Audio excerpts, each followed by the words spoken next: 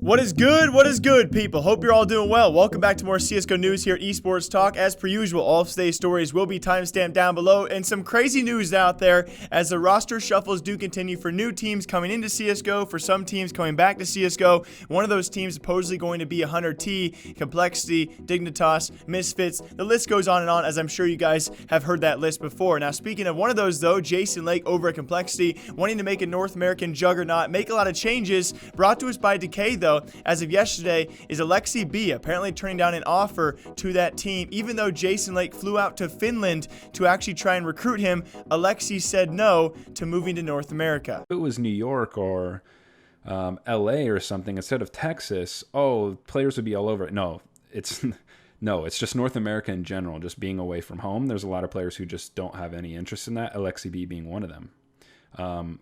People might not know, but Jason Lake flew to Finland for a few days trying to recruit him and really gave it his best shot. And so at first when you hear that, okay, you think, all right, the guy's a Finn. He wants to stay over there in the Finland, or maybe even go somewhere over in Europe, which would make a lot of sense. Stay at least generally closer to home. So you think it makes sense. What adds to this, and of course how crazy it is, the offer itself, and Jason Lake living up to his big offer, which he did tweet about. So he actually did live up to this. Thanks to Richard Lewis, guys. He apparently offered Aleksib to come to Dallas $1 million in that deal for 2 years. And he turned it down. Now, I think, honestly, when I first saw this, the first question in my head was 100T over in LA with Nadeshot. Will they actually beat that offer? And if they do, will he not travel to Dallas, but will he travel to LA? Is it actually the move to North America bothering him? So we'll see if that actually is the truth, because if that is true, then we see Aleksib not only turning down Complexity, but likely turning down 100T and Nadeshot, who, by the way, Nadeshot has been tweeting out things about playing CSGO, obviously hinting at their return eventually sometime soon as that roster's underway. Rumors actually talked about apparently NBK and Aleksib being interested with playing together, possibly for 100T, but based off this rumor that they don't want to, at least Aleksib does not want to move to North America, that would shut down that deal unless 100T had a buttload of money to actually offer the guy, which was more than 500K per year. And at that point in time, is it really worth it? And we also had Flusha with HLTV stating that apparently he did have an offer that was not Fnatic, it was not NIP, it was not FaZe. Some other offer out there to build a team entirely around himself.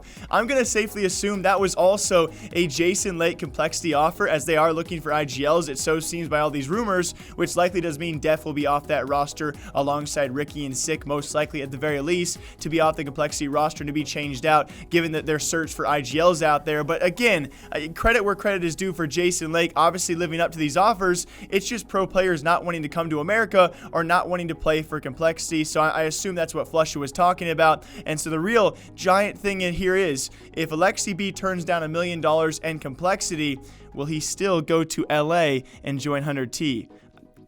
I'm not going to count it out right now. Next up, hello all you Brazilian fans out there. A crazy story. I wish I was more wide awake to actually explain how crazy this is. That's going to be Fur, your best player for MiBR. Yes, I'm going to stick to that one as well. Apparently breaking his wrist and his clavicle, thanks to Ryan at Rush B Media, guys. Actually posting to an Instagram story as well. Apparently has also played with that broken wrist and whatever a clavicle is. So it's pretty crazy to see ECS matches yesterday. Of course, MiBR did lose to ATK. Fur was still top fragging. He's still your best player. He's deaf in one ear, has a broken wrist and a broken clavicle, wherever that is. That's obviously an issue. There's obviously something wrong with that if your best player has that many disabilities currently that he is playing with.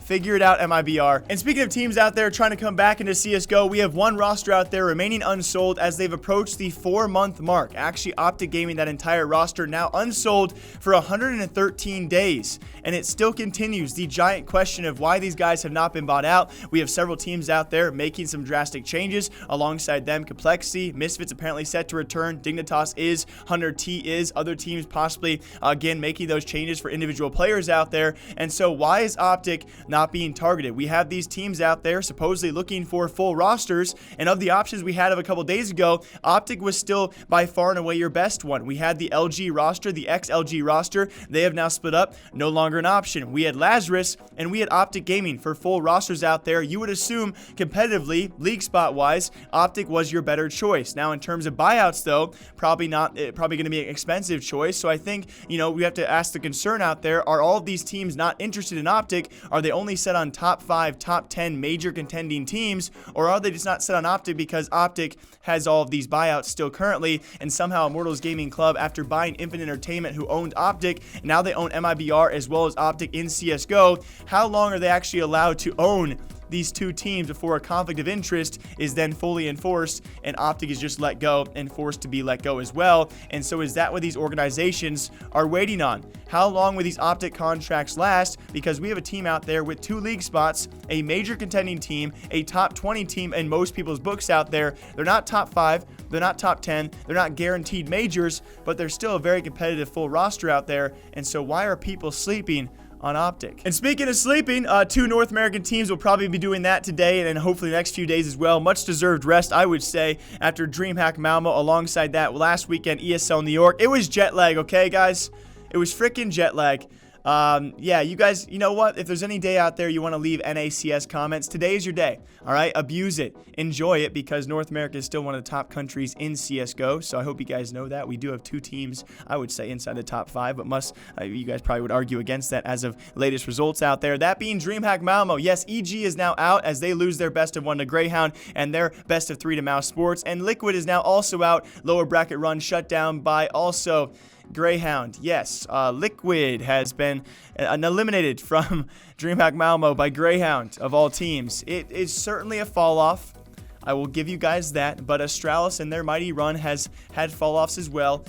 It was jet lag, folks, and we're going to leave it at that. And both your North American talents are now out of Malmo, so I will not be watching. It's a very weird time, okay, for North American CS. Leave me alone. Very lastly, guys, CSGO update for all of you. We do have Cash and Mirage now in scrimmage matchmaking, which means a couple days ago when I asked all of you guys what map do you think is out next, if you said Mirage, you're most likely correct. New Cash rework should be dropped in sometime very soon to competitive matchmaking. Very excited for that. Not so excited for all of your guys' comments today. Until next time, hope you guys all enjoy breaking down esports gaming news here every single day. I'll see you guys back here tomorrow. Enjoy yourselves. Have a great day. All right, bye.